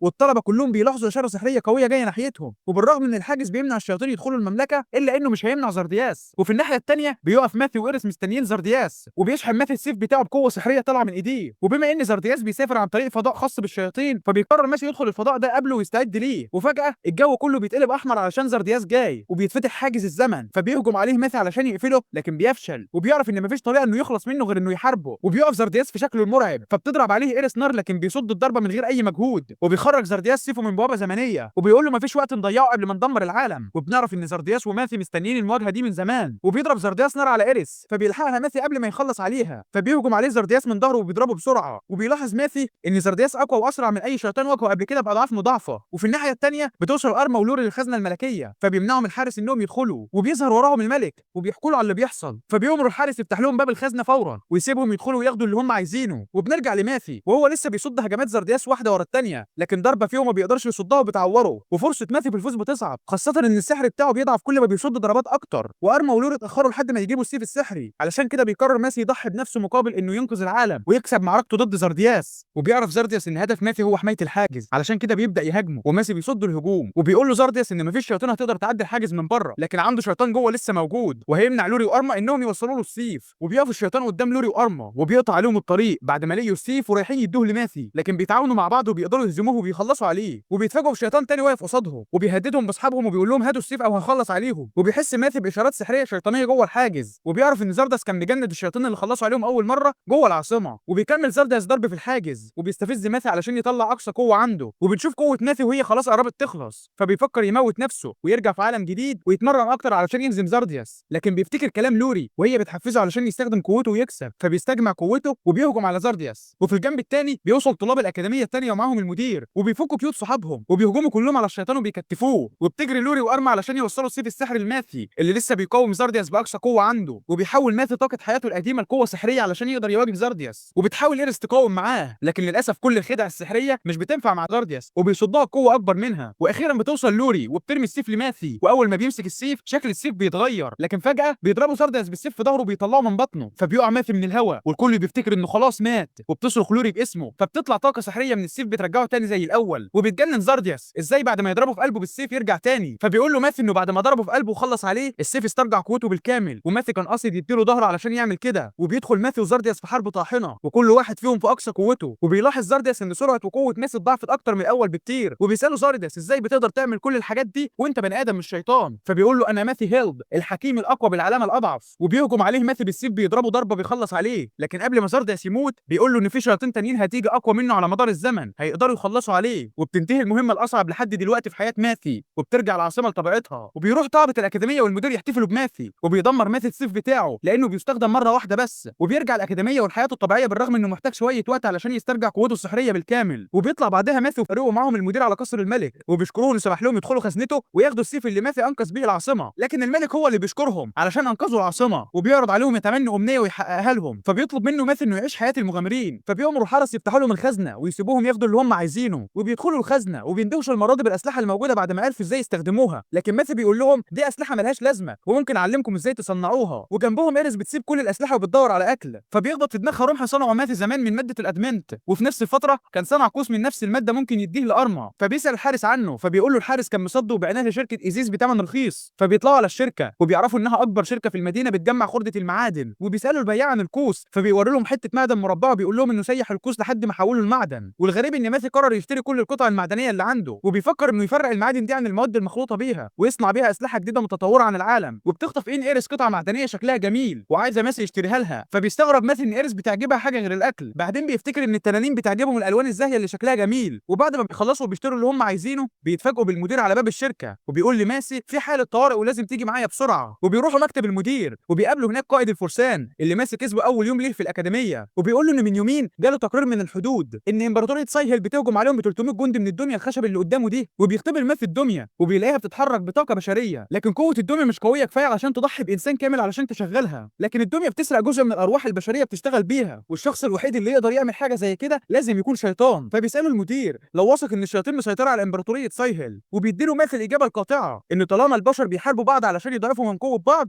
يبقى اكيد الشيطان مسيطر على حد فيهم، وده تكتيك اساسي من التكتيكات بتاعته، وقبل ما يتحركوا بيطلب منه قائد الفرسان ينقذ المملكه والبشريه ويقف معاهم لحد ما يحلوا المشكله دي، وبيخرج ماثيو وفريقه في مأموريه لامبراطوريه سايهل، وبيبلغهم المدير ان الفرقه الرابعه اول ما تجهز هتحصلهم على هناك، وبيفتكر ماثي كلام زاردياس قبل ما يموت لما قال له ان في شياطين تانيين اقوى منه هتهجم عليه ولازم يكون مستعد لها علشان ما ينجحوش في خطتهم ويدمروا العالم.